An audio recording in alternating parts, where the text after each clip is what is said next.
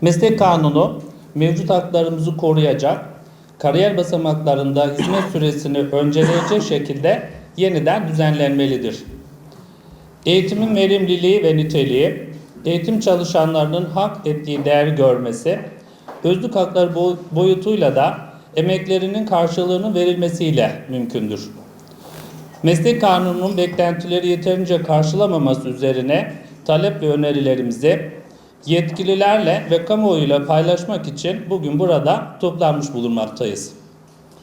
Hep birlikte ses vermemizin, ortak iradeyle söz söylememizin nedeni, önemi büyük, değeri yüksek, tarihsel rolü güçlü öğretmenlik mesleğinin ve öğretmenlerin meslek kanunundaki değişiklik ve revizyon talebini ve ihtiyacını haykırmaktır. 7354 sayılı öğretmenlik meslek kanunu, öğretmenlerin beklentilerini karşılayamamıştır. Kanunun yürürlüğe girdiği tarihte bu kanunun kariyer basamaklarının yeniden hayata geçirilmesi, uzman ve baş öğretmenleri ücret ve ilave derece artışı getirmesi, adaylık sürecindeki yazılı sınavın kaldırılması, öğretmenlere 3600 ek gösterge verilmesi gibi önemli özlük hakları ihtiva ettiğini, bu yönüyle öğretmenlerimizin bir kısım beklenti ve taleplerini karşıladığını, bu anlamda olumlu bir ilk adım olduğunu dile getirdik. Ancak hemen ardından kanunun bu haliyle öğretmenlerimizin beklentilerini ve toplu sözleşme masasına taşıdığımız talepleri karşılamadığını, meslek kanunu olarak nitelendirmeyi hak edecek içerikten yoksun olduğunu anlattık. Devam eden süreçte sorumlular ve yetkililerle gerçekleştirdiğimiz görüşmelerde kanunun 1 milyonu aşkın öğretmenin hak, yetki, görev ve sorumlulukları noktasında bir meslek kanununda olması gerekenleri kapsamadığını, ilave düzenlemelere ihtiyaç olduğunu, özellikle sınava dayalı bir kariyer basamakları sistemi yerine toplu sözleşmede dile getirdiğimiz öğretmenlikteki meslek hizmet süresini esas alan bir kariyer sistemi ihtiyacını özellikle vurguladık. Son olarak öğretmenlik meslek kanununun öğretmenlerin beklentilerini karşılayacak bir içerikle yeniden düzenlenmesi amacıyla Eğitim Birsen olarak hazırladığımız kanun taslağı önerisini Milli Eğitim Bakanlığı'nın, Türkiye Büyük Millet Meclisi'nin, Cumhurbaşkanlığı Eğitim ve Öğretim Politikaları Kurulu'nun ve kamuoyunun dikkatine sunduk. Kanun taslağımızda sözleşmeli ve ücretli öğretmenliğin kaldırılarak öğretmenliğin resmi eğitim kurumları ile diğer kamu kurumlarında öğretmen kadro ünvanındaki kadrolu memurlar eliyle yürütülmesini, kariyer basamaklarında ilerlemede öğretmenlikte 8 yılını tamamlamış olanlar yönüyle uzman öğretmenlik, 12 yılını tamamlamış olanlar yönünden baş öğretmenlik unvanı alabilmesini,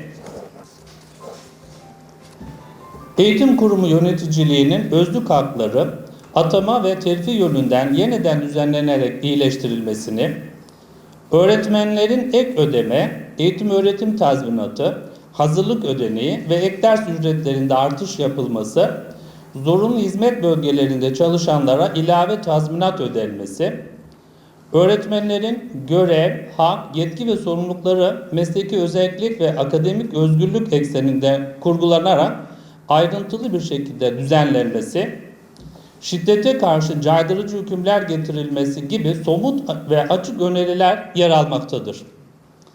Gelinen noktada öğretmenlerimizin talep ve haklı beklentilerini karşılayacak somut bir adımın hala atılamamış olması, belirsizliğin eğitim çalışanları ve öğretmenlerimiz üzerinde oluşturduğu moral ve motivasyon kaybı, yerinde ve gerekli düzenleme öneri ve çağrılarına duyarsız kalınması üzerine Eğitim Birsen olarak eylem kararı aldık. Öğretmenlerin ve öğretmenliğin hayattaki karşılığının mesleğin bütün boyutları ve öğretmenlerin beklentileri yönüyle meslek kanunu içerisinde olması noktasında artık daha fazla geç kalınmamalıdır. Mesleğin hak ettiği şekilde tanımlanması, sosyal zeminde öğretmenlerin itibarının, haklarının korunması ve artırılması, yönetmeliklerle, genelgelerle oluşan görev, yetki, ehliyet, liyakat noktasındaki hüküm dağınıklığının giderilmesi için meslek kanununda ivedi olarak değişikliklerin yapılarak hayata geçirilmesi gerektiğini bir defa daha buradan hatırlatıyoruz. Ülkemizde fiilen görev yapan 1 milyonu aşkın öğretmen var iken, öğretmenlik meslek kanununda öğretmenin yetiştirilmesinden emekliliğine kadar mesleğin bütün olarak ele alınmaması, hukuki açıdan boşluk, mesleki açıdan ise yoksunluktur. Biz meslek kanununda öğretmenlerin özlük haklarının tanımlanmasını ve geliştirilmesini istiyoruz. Sözleşmeli ve ücretli öğretmenlik gibi uygulamalar yerine kadrolu istihdamın esas alınmasını istiyoruz. Öğretmenlerin mesleki ilerlemelerini sağlayacak şekilde kariyer basamaklarının sınav yerine öğretmenlikteki hizmet süresine dayalı olarak kurgulanmasının meslek kanunu iddiasının ispatı için şart olduğunu düşünüyoruz.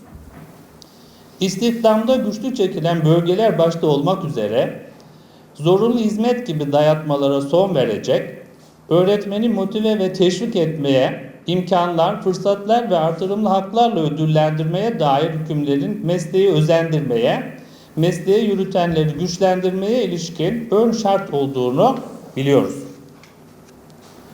Öğretmenlerin atanmadan yer değiştirmeye, yetişmeden gelişmeye, eğitim imkanlarından kariyer fırsatlarına, ehliyetten liyakate kadar her konuda belirsizlikten, ayrımcılık ya da ayrıcalık kusurlarından kurtarmaya dönük hükümleri olmazsa olmaz addediyoruz.